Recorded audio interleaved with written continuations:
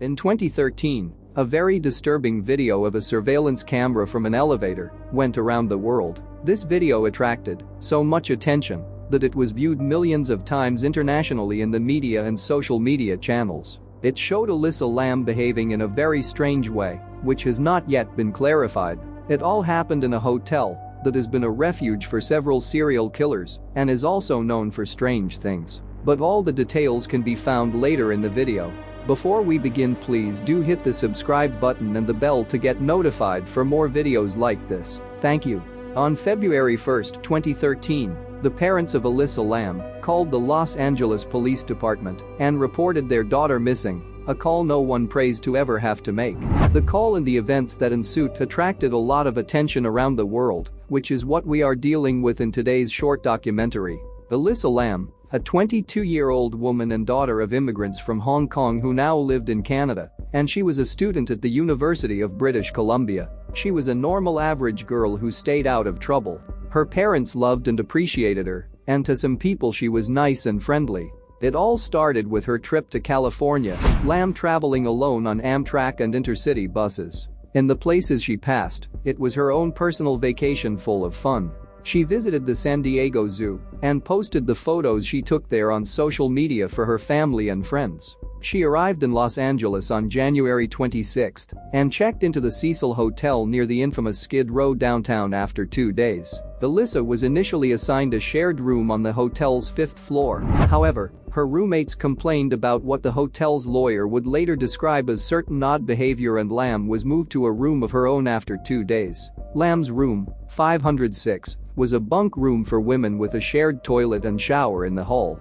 During her stay at the hotel, everything seemed fine. She was enjoying her stay without much problem. Lam always spoke to her parents every day during her travels. Every parent can understand the joy of seeing their child's call because it shows they are alive and fine. Unfortunately for Lam's parents, their world was about to turn upside down. On February 1, 2013, which coincidentally was the day she was scheduled to check out of the Cecil Hotel and leave for Santa Cruz, and as usual, she would call her parents to let them know of her arrangements as she continued her West Coast tour. Her parents waited for her call but did not hear from her and immediately became worried for their daughter, so they called the Los Angeles Police Department, LAPD, to report it, and after a while, it became clear to them their daughter was missing. Every parent's worst nightmare. And that's how the search for Elisa Lam began. Her family even flew to Los Angeles to help with the search. Her disappearance was widely reported. Hotel staff who saw Lam that day said she was alone. Outside the hotel, Katie Orphan, manager of a nearby bookstore, was the only person who recalled seeing her that day.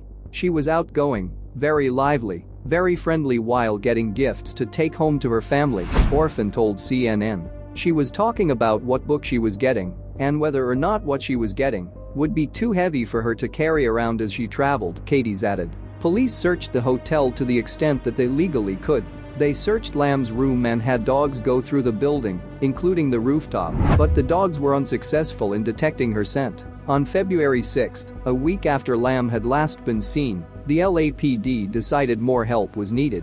Flyers with her image were posted in the neighborhood and online. It brought the case to the public's attention through the media. Weirdly enough, the hotel Elisa Lam stayed in already had a bad and eerie reputation. Built as a business hotel in the 1920s by three hoteliers William Banks Hanner, Charles L. Dix and Robert H. Shops as a destination for business travelers and tourists, the three hoteliers invested about $2.5 million in the enterprise, with the knowledge that several similar hotels had been established elsewhere downtown. Unfortunately, within 5 years of its opening, the United States sank into the Great Crisis. Although the hotel flourished as a fashionable destination throughout the 1940s, the decades beyond saw the hotel decline as the nearby area known as Skid Row became increasingly populated with transients. As many as 10,000 homeless people lived within a 4-mile radius, and as such it never recaptured its original market as downtown decayed around it in the late 20th century. The eerie and strange background goes to the fact that several of Los Angeles's more notable murders have happened at or have connections to the hotel.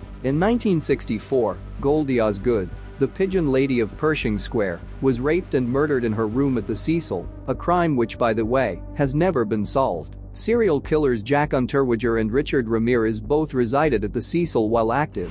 There have also been suicides, one of which also killed a pedestrian outside the front entrance of the hotel. The first documented suicide at the Cecil occurred on the evening of January 22, 1927, when Percy Ormond Cook, 52, shot himself in the head while inside his hotel room after failing to reconcile with his wife and child. The next reported death occurred in 1931 when a guest, W.K. Norton, died in his room after taking poison capsules. Throughout the 1940s and 1950s, more suicides at the Cecil occurred. In 2008, two longtime residents referred to the Cecil as the Suicide, and it became a popular nickname in social media years later. Roomspook, a website that tracks hotel deaths, lists at least 13 suicides that happened at the hotel. In addition to suicides, Cecil's history includes other violence and disturbing happenings. It also became a notorious rendezvous spot for adulterous couples, drug activity, and a common ground for sex workers. After recent renovations, it has tried to market itself as a boutique hotel,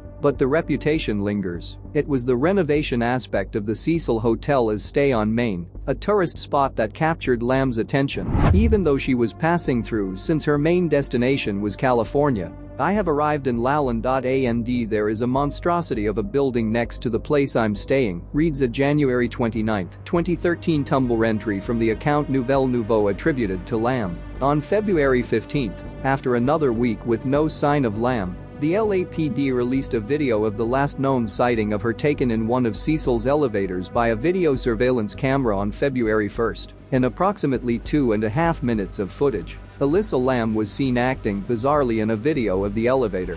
In the viral surveillance footage of Elisa Lam in the Cecil Hotel elevator, Lam appears to think someone is following her. Wearing a red hooded sweatshirt, black shorts, and sandals, Lam boards the car and then crouches down to peer at the buttons. Notably, she's not wearing her glasses. After pressing one, she steps into the back right corner. Then the clip gets stranger. Lam steps out and slowly leans out the door, looking right to left, hopping out, shuffling back in, and then back out again.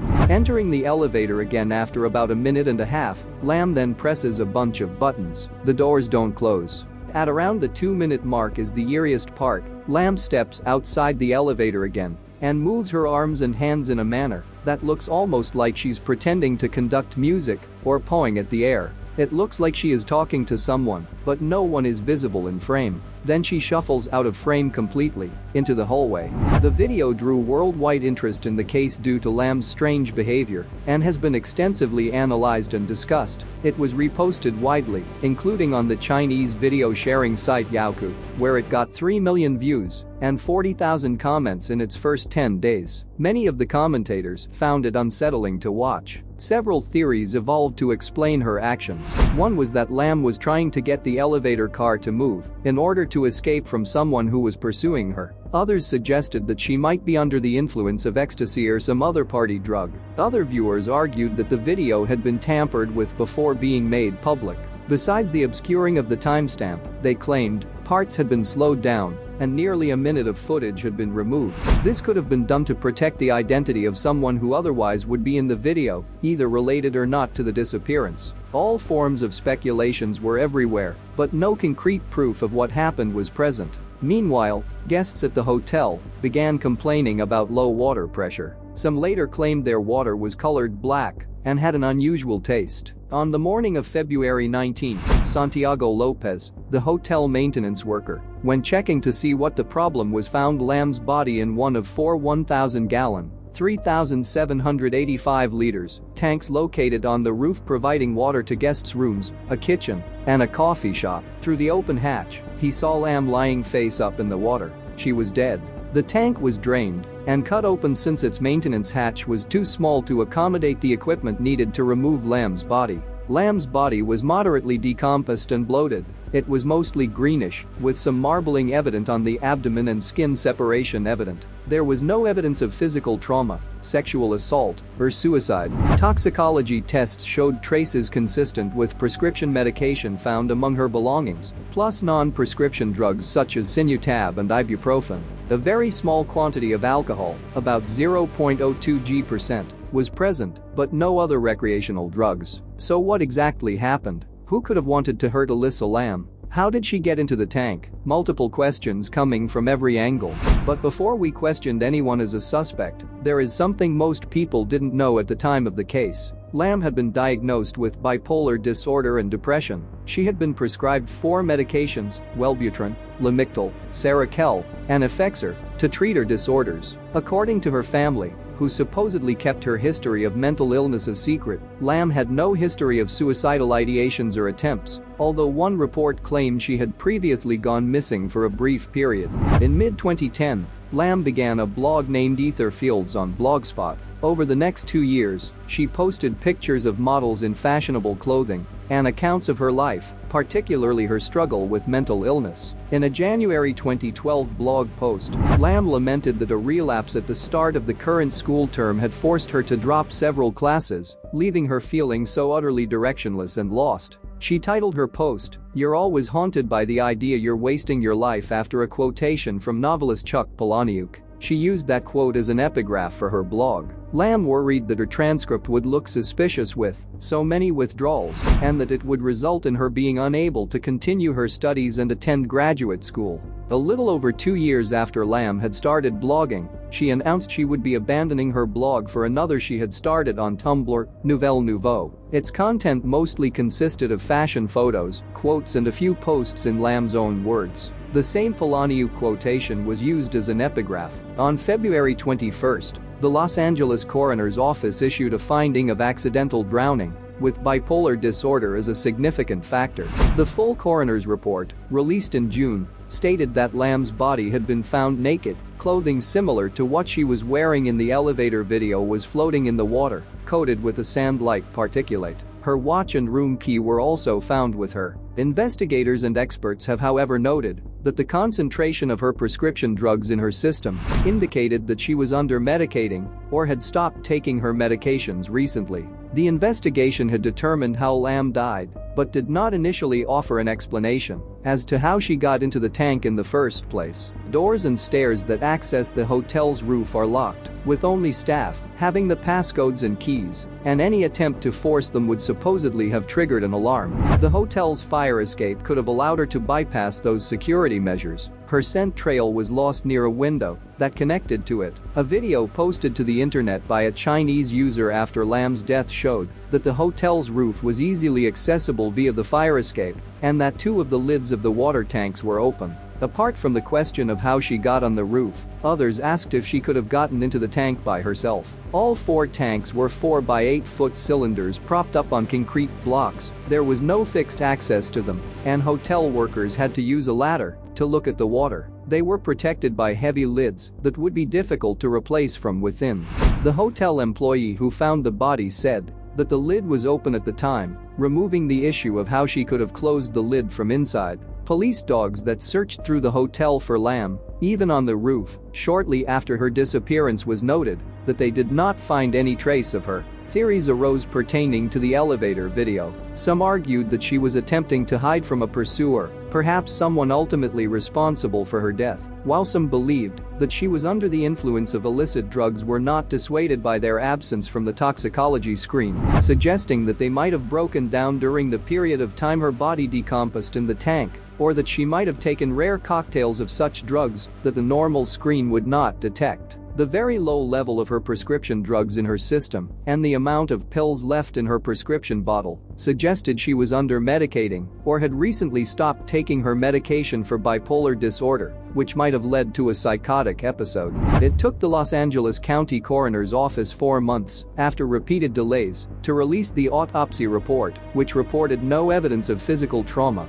and states that the manner of death was accidental. Even the coroner's pathologists appeared to be ambivalent about their conclusion that Lam's death was accidental. Since her death, her Tumblr blog was updated, presumably through Tumblr's Q option that allows posts to automatically publish themselves when the user is away. Her phone was not found either with her body or in her hotel room. It has been assumed to have been stolen at some time around her death. Whether the continued updates to her blog were facilitated by the theft of her phone, the work of a hacker, or through the Q, is not known, nor is it known whether the updates are related to her death. The circumstances of Lam's death have been compared to plot elements in the 2005 horror film Dark Water. In that film, an American remake of an earlier Japanese film of the same name, is based on a 1996 short story by Koji Suzuki, where a mother and daughter move into a rundown apartment building. A dysfunctional elevator and discolored water gushing from the building's faucets eventually lead them to the building's rooftop water tank, where they discover the body of a girl who had been reported missing from the building a year earlier. On January 13, 2021, Netflix announced a 4-episode docuseries titled Crime Scene: The Vanishing at the Cecil Hotel, which explores Lamb's death and premiered on February 10, 2021. It's a sad thing for a parent to lose a child, and is something we don't pray for anyone to experience. The elevator video still remains one of the spookiest things to watch. It's just so sad that Elisa Lam was just another victim the very dreaded Cecil Hotel took. That is all we have for you today. Don't forget to give this video a like and hit the subscribe button for more videos like this. Thank you for watching. Till next time.